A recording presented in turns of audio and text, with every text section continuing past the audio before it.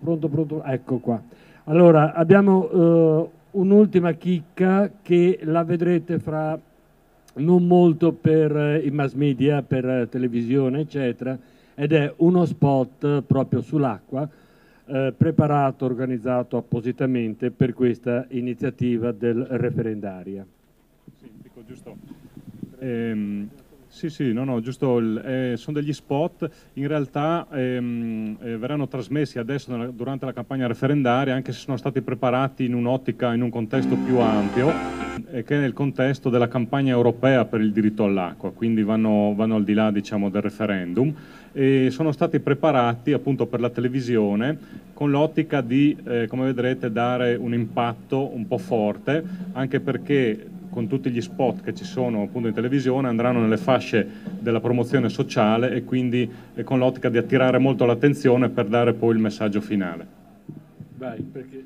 tra l'altro dobbiamo anche chiudere perché se voi sentite siamo un attimo disturbati perché ci avevano tanto raccomandato alle 8:30 di chiudere.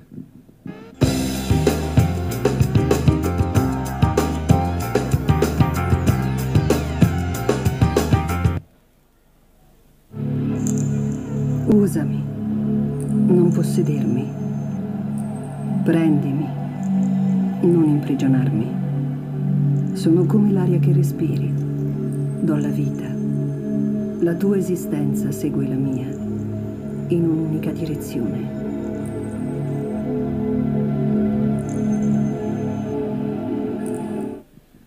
Bene, abbiamo, se mi alzi un attimo. Abbiamo terminato per questa sera, per questa assemblea. Ringraziamo, chiedo scusa ma un po' di... Ringraziamo il sindaco Furio Onsel per la sua partecipazione e per il suo contributo. Ringraziamo Marco Iob, il comitato promotore del referendum L'acqua non si vende.